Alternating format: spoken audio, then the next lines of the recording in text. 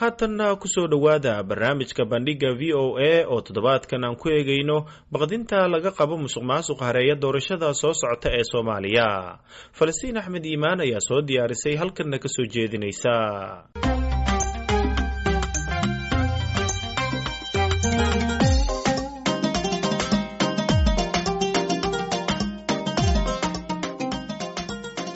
iyadoo ay soo dhawaanayso xilliga la qorsheeyay inay dhacdo doorashada Soomaaliya ayaa waxaa jira walaac iyo cabashooyin ay qabaan qaar ka mid ah musharaxiinta ururada bulshada rayidka ah iyo waliba qayb ahaan beesha caalamka.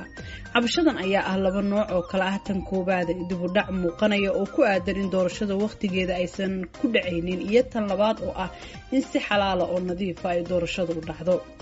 guddiyada doorasho qaar ay soo magacaabeen maamulada gobolada ayaa la sheegay in aysan madax banaaneyn oo la gacmo-gacmaystay. inkastoo aysan VOA-du xaqiijin, haddana waxaa jira eedo sheegaya in dowladdu ay guddiyada ku dartay shaqaalaheeda qaar, ciidamo iyo dad ku dhow madaxda sarsare.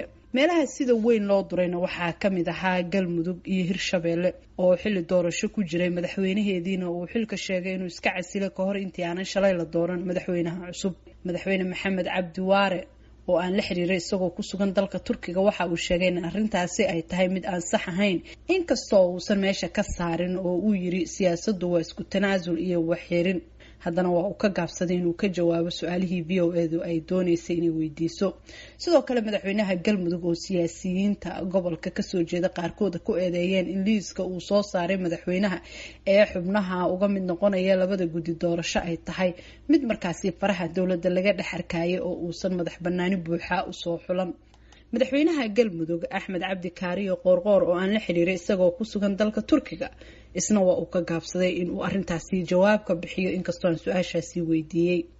meelaha kale ee aadka isha loogu hayo ee walwalka musuqmaasuqa uu ka taagan yahay ayaa ah soo xulista xildhibaanada gobolada waqooyi. ra-iisul wasaare ku-xigeenka Soomaaliya ayaa soo magacaabay liiska guddiyada uga mid noqonaya gobolada waqooyi, waxaana taa gaashaanka ku dhuftay guddoomiyaha aqalka sare Cabdi Xaashi Cabdulaahi. dalkan dowlad goboleed buu ka dhisan yahay.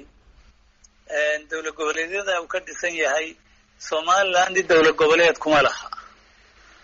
Somaliland yani gaar baan u taaganahay bay yidhaahdeen, laakiin halkan waxaa jooga dad midnimada u jooga.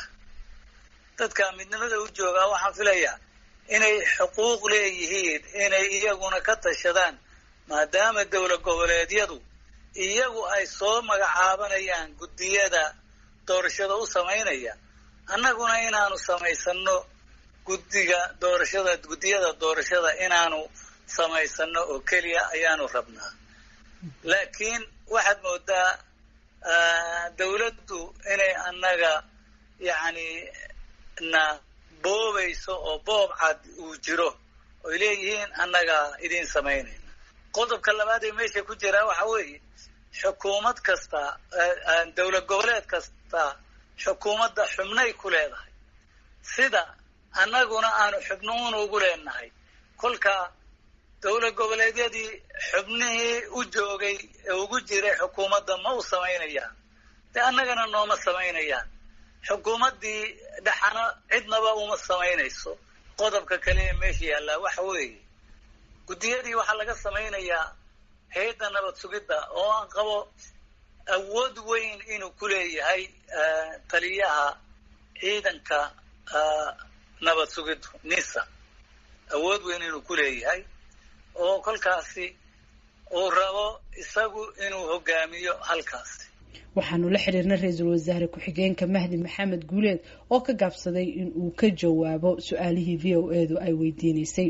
sidoo kalena waxaanu la xiriirnay fariina u dirnay taliyaha hay'adda sirdoonka NISA Fahad Yaasiin oo aanan ka jawaabin isna codsigeennii ku aadanaa inuu ka jawaabo eedaha loo soo jeediyey ee ah inuu faragelin toosa ku hayo magacaabista guddiyada doorasho ee maamul goboleedyada dalka. musharaxiinta u taagan doorashada 2021 Soomaaliya ayaa walaac ka muujiyay arrimaha doorashada iyo sida ay wax u socdaan. qoraal ay soo saareen talaadadii ayay ku sheegeen in ay ka walwal qabaan in firaaq siyaasadeed uu yimaado haddii xilliga loogu talagalay aysan doorashada ku dhicin. sidoo kalena waxa ay ku baaqeen in ay gudiyada heer gobol markaasi ee doorashada ay noqdaan kuwo ka madax bannaan faragelinta dowladda, balse eeda ku aadan in dowladdu ay la maamulayso maamulada qaar xubnihii uga mid noqon lahaa gudiyada doorashada waxaa mid aan sal lahayn ku tilmaamay xildhibaan cabdishakuur cali mire. waxaan u arkaa walaacaas inuu yahay walaac siyaasadeed oo siyaasadeed oo marin habaabin shacabka Soomaaliyeed iyo bulshada caalamka loogu sameyn inuu yahay sumcadda doorashada iyo mataqaanaa oo in ay dalka doorasho nabad si nabada ku dhacda loogu hortagay inay tahay. waxaana ku saabeynayaa sida og tahay dooda doorashadu sanadii barka badan la 2 sano soo socotay ilaa dhowr hab oo doorasho la isku soo qabtay. dadkii diidanaa in ay dalkan ka dhacdo doorasho qof iyo cod, dadkii diidanaa sharciga doorashada oo baarlamaanku ansixiyay, dadkii diidanaa guddiga dastuuriga ahaa ee doorashooyinka qaranka loogu talagalay inuu qabto, dadkii diiday heshiiskii dhusmareeb dadkii u ololeynayay dalkan inay ka dhacdo doorasho dadban yaa maanta waxay haddana mashruucii ay ku ololeeyeen oo u dagaalameen oo markii ay madaxda dowlad goboleedyada iyo dowladda dhexe heshiiyeen ku tilmaamay heshiis wanaagsan iyo isla heshiiskii ay u ololeeyeen oo usoo dagaalameen ay maanta ka cabanayaan. marka in dadka Soomaaliyeed la marin habaabiyo, in beesha caalamka la marin habaabiyo, in sumcadda doorashada mataqaanaa integrity-geeda dalbaasiga la haleeyo ujeedin looga leeyahay mana ahan dood saxa. xildhibaan cabdishakuur cali mire oo kamid ah xildhibaanada dowladda federaalka ku dhow ayaa sheegay in eedda sida gaarka ah loogu jeedinayo Fahad Yaasiin taliyaha nabad sugidda ay tahay markaasi mid aan raad lahayn islamarkaana taliyuhu uusan howshiisa soo dhaafin. taas horta waxay gaf ku tahay dadka muwaadiniinta ah oo shaqayaadka oo Soomaaliyeed xaq u leh inay shaqooyinka qarankooda ay ka qayb galaan oo loo soo magacaabay inay gudiyada ka mid noqdaan. dadka gudiyada ka mid noqonaya criteria loo soo sameeyay oo habraac ku qornayd qofkii criterias khilaafsan oo caddayn loo hayay qofkii og waa inuu sheegaa. tan kale Fahad baa yaa soo qoray nabasugid baa soo qortay 4 sano aan maqlaynay Fahad baa sameeyay Fahad yiri waa hadal siyaasadeed oo ujeedo siyaasadeed laga leeyahay.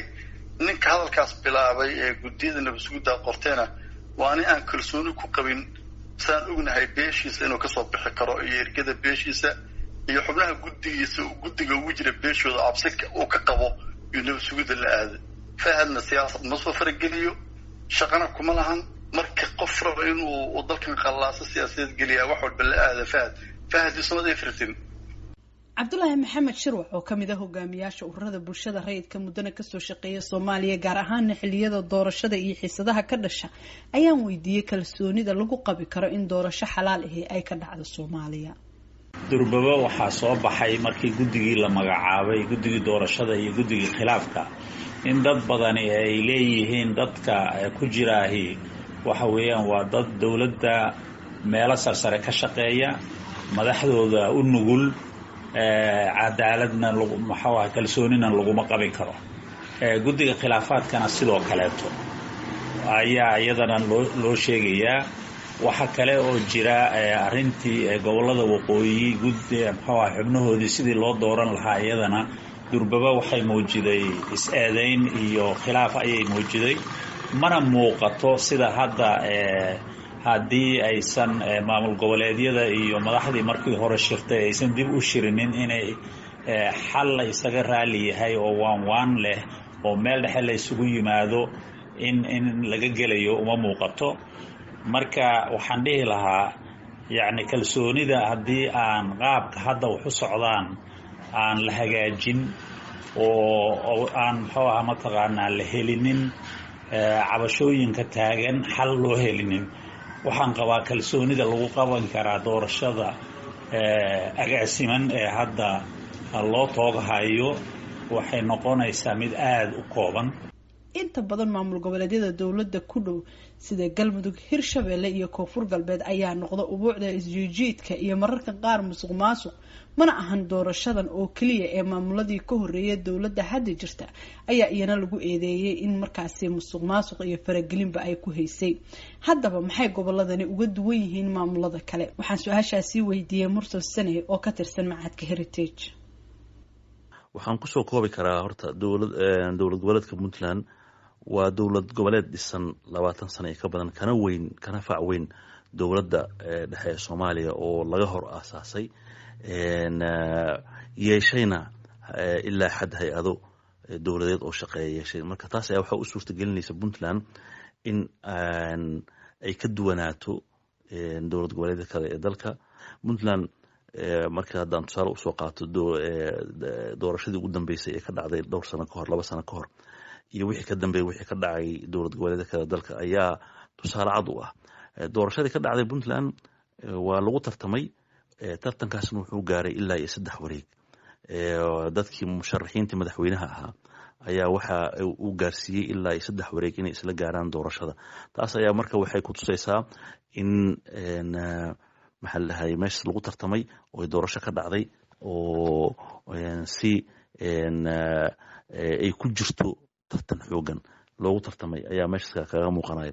taas marka waxaa sabab u ah marka hay'adahaas dhisan iyo xildhibaanadii meesha ka jira oo ay soo xuleen dhaqankii asalka ahaa meesha ka jiray soo jireenka ahaa oo aan la barxin oo ama aan habac galin, halka dowladda goboleedyada kale dhaqankoodii uu habac weyn ku jiro inay ka soo baxaan xildhibaano markaas aanan si sax ah loo soo xulin inta badan oo ay ku leedahay maaragtay galaangal ku leedahay dowladda dhexe ee Soomaaliya marka laga reebo ayadana Jubbaland oo ayadana iska caabisay fargelinta uga imaan lahayd dowladda dhexe ayadana iska caabisay. marka taas waa midda oo isdabamariyeynta uga dhacdo dowlad goboleedyada kale. marka laga hadlayo saameynta dowladda dhexe ee ku leedahay dowlad goboleedyada ayadana way ka duwan tahay. dowladda dhexe way ka madax bannaan yihiin Puntland iyo Jubbaland oo waxay leeyihiin dekado kasoo gaar dhaqaale sideedaba qofka dhaqaalihiisa gacanta lagu haya waa la maamulaa oo madax banaana. marka dowlad goboleedyada kale dhaqaalahooda ayaa gacanta lagu hayaa, caasimadda ay ku xiran yihiin Villa Soomaaliya iyo Muqdisho ku xiran yihiin oo ay uga fadhiyaan in la bixiyo masaariiftooda. gudoomiyaha aqalka sare ayaa ka diga cawaaqibka ka iman kara haddii dowladdu ay gacan maroojiso mas-uuliyaddana kala wareegto xildhibaanada matalaya gobolada waqooyi. waxaan isleeyahay hadda siday ku socoto haddii ay ku hirgasho shaki kuma jiro musuq maasuq iyo cadaalad darradii ugu weyneyd baa ka dhacaysa. marka maxaa idin qorshaysan adinka hadda? waxaa noo qorshaysan un annagu waxaanu leenahay si cadaalada ha loo xulo oo cid waliba iyada xulanaysa annaguna aanu ka mid noqono kuwa xulanaya guddiyadooda doorashada. wuxuu kugu tilmaamay ra-iisul wasaare ku-xigeenka inaad tahay mucaarad qof dowladda ku ah. arrintaasi waa gafu isagu galay, isagay gaar u tahay. isku soo wada duuba doorashada soo socota ayay dhici kartaa in eeduhu ay sii bataan. maamulka joogana isku dayo inuu ka faa'iideysto galaangalkooda iyo awoodda hadda uu ku fadhiyo. mana ahan taasi mid u gaara maamulka hadda jira oo dad badani ay u arkaan in loo doortay cara ka dhalatay sidii maamulkii ka horreeyay uu u maamulay doorashada iyo hanaankiisa u xulista xildhibaanada. dhegaystayaal waxaa naga xasuusin ah inaanu la xiriirnay mas-uuliyiinta eedahana ay sida gaarka u taabanayeen balse ay ka gaabsadeen inay ka jawaabaan. intaa ayaana dhegaystayaal kusoo gabagabeynaynaa barnaamijkeenii bandhiga VOA. intaan mar kale dib u kulmi doono dhammaantayada waxaan idinkaga tegaynaa nabadgelyo.